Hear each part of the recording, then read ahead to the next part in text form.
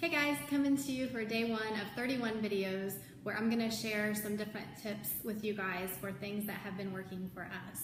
So tonight I wanted to talk about the 80-20 rule as it comes to nutrition. So you've probably seen me sharing recipes and just pictures of some of the foods that we're eating, and honestly most of the time they are healthier options. But the thing is, for us, it's not like we eat 100% clean. So that's what I wanted to talk to you about today, and hopefully some of these tips can help you out as you get started or continue on your journey towards a healthier lifestyle. So for us, it's about eating pretty much all the foods we want, but in moderation. And I say that it's not like, we're going out and gorging ourselves on these different foods, but spreading it throughout. So some things that I've found is, when I try to be too strict with my nutrition, or I have others that I'm working with that are too strict, they end up falling off the wagon because it turns into that yo-yo dieting where, they'll lose weight and then they'll gain it all back plus some. And so when that happens, you get that feeling of failure and just this isn't working. So a lot of times people give up. So what we do instead is, if it's those cravings that you have are sweets, or if it's salty foods, whatever it is that is your weakness, I encourage you, it's okay to have that as long as you're doing it in moderation. So for me, it's salty foods. Sweets aren't necessarily a problem for me, which I know they are for a lot of people, but every once in a while I'll give into that, or I'll add, like the Himalayan salt is a good option to add to different things just to curb that craving.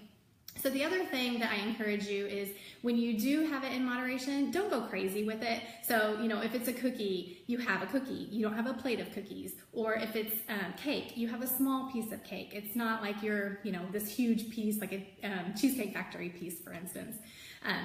The other thing that, so the 80-20 principle that I'm talking about, if you extrapolate that, because I'm a numbers person, you guys know I'm a CPA, so I like to see bottom line, I like to see the numbers.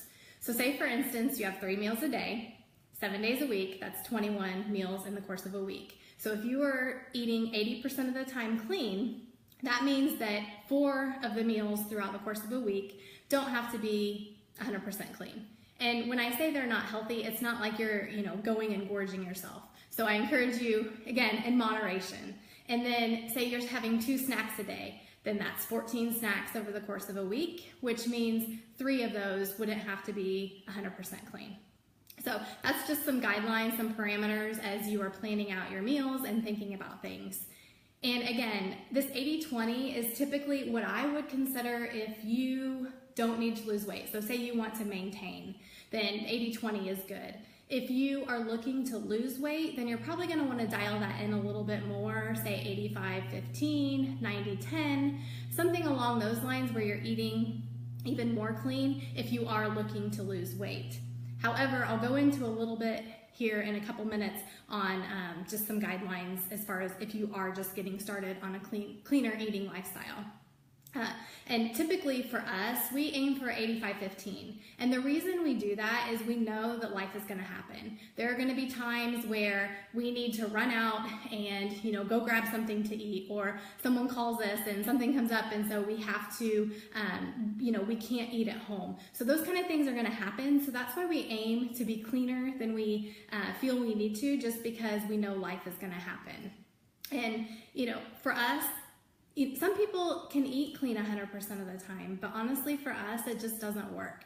We have tried it. It's not feasible for us, though we have done cleanses where for 3 weeks we eat 100% clean, and I will tell you what, it is hard. It is very hard for me because those times that I've done that, I start to crave these bad foods that I don't even normally eat, but I think it's the whole thought process of, I know I can't have these foods, so then I'm wanting to go out and have them just because I know I can't.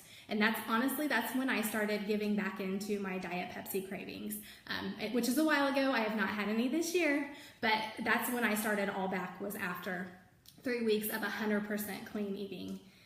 And again, with this, we are aiming for a lifestyle change. It's not a diet, it's not punishment. So that's why we follow not 100% clean. And I feel that between, your workouts, your nutrition, the nutrition is the biggest piece of the puzzle because, I used to work out I've worked out now, well, I still work out, but I used to work out like 20 years ago now. So I've been working out pretty consistently. And I used to be able to pretty much eat whatever I wanted, but as you age, your metabolism starts to slow.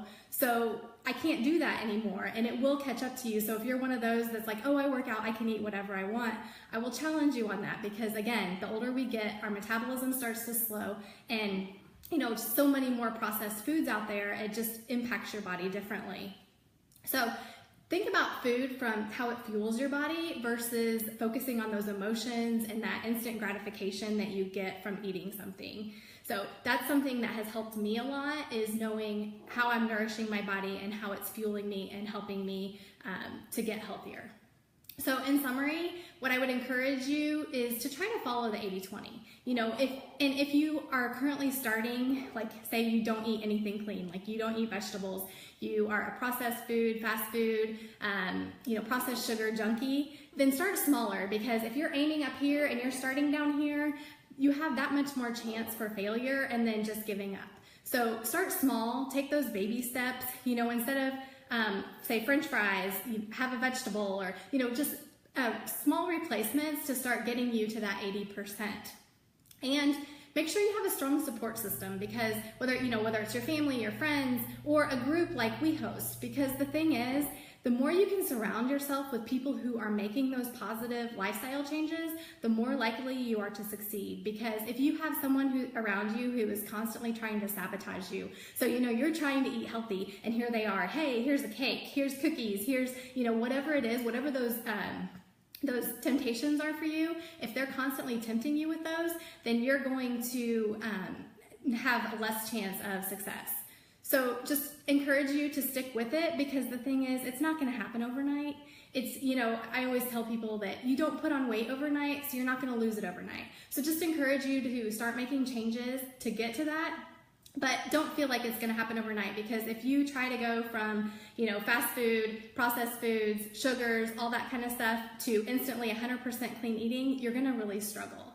And the awesome thing that I see in even just the 5-day groups, is how people start to feel so much better when they start eating better. Whether it's they're feeling better, they have more energy, they get rid of that brain fog. Like I'm sure you know what I'm talking about in the afternoon, like when you start craving that sugar, you start craving that chocolate and all that stuff, you have that brain fog. You start to get rid of that as you eat cleaner. So I encourage you to stick with it, because it will be hard. The first 2 or 3 days, you're gonna have that, the headaches, you're gonna feel it, because your body is detoxing from all the chemicals that are in the processed foods, from all the sugar, and just getting rid of that, getting that out of your system.